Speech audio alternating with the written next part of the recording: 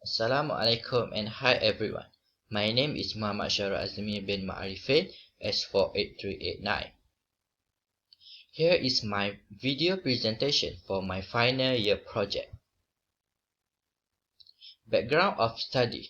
There are 4 species of horseshoe crab, 1 in the North America and 3 in the Southeast Asia. In Malaysia, all 3 Asian horseshoe crab are available. Horseshoe crab in Malaysia are facing unmonitored harvesting, exposure to population and habitat destruction. Several anthropogenic activities such as fish jetties construction and increased heavy metal in their habitat were threatening white population in Balok, Nelson et al. 2016. These anthropogenic activities might negatively impact horseshoe crab health. On the other hand, captive breeding and rearing is considered as the best approach for restocking horseshoe crab population. However, prolonged captivity might affect the health of horseshoe crab.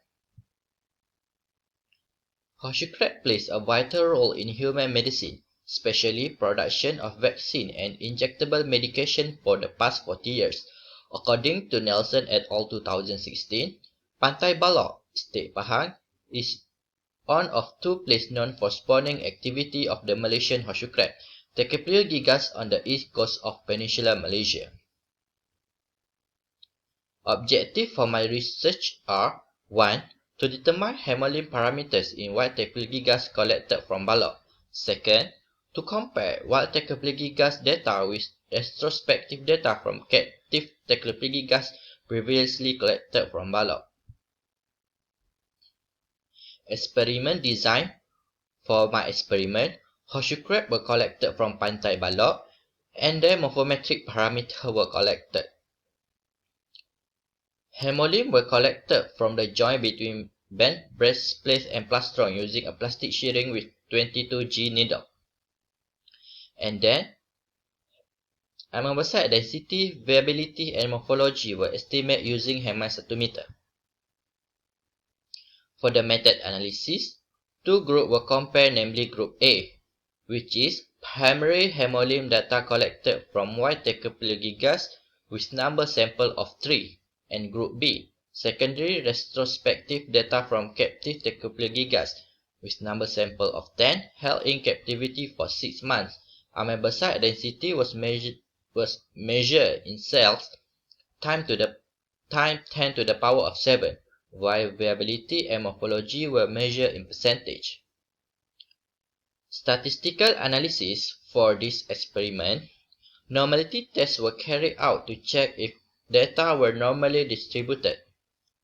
Multivariate analysis of variance (MANOVA) was carried out to compare Group A and B in terms of amebocyte density, viability, and morphology.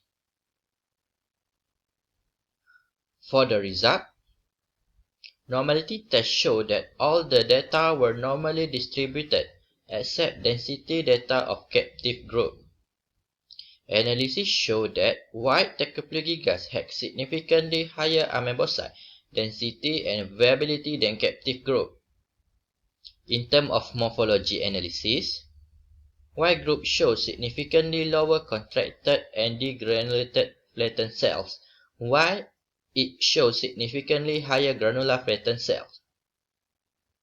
Figure 1. Amebocyte cell density of white and captive Tecaplia gigas data is presented as mean of replicate with error bars. Figure 2. Show amebocyte cell viability of white and captive Tecaplia gigas data is presented as mean of replicate with error bars. Figure 3 show that amebocyte cell morphology of white and captive Tecaplia gigas data is presented as mean of replicate with error bars. As a conclusion, the high percentage of granulated flattened cell in white group might indicate that they were exposed to environmental stressor. Captive group might be immunocompromised due to high percentage of these granulated flattened cells. White group show significantly better health status than captive group, which show the negative impact of captivity. For future direction and recommendation, due to the fact that horseshoe crab is an endangered species, Research was done on a very small sample size. However, high standard deviation in morphology data of white tachyplegia sample collected affected the result. Hence, larger sample is needed in the future and animals shall be released afterwards.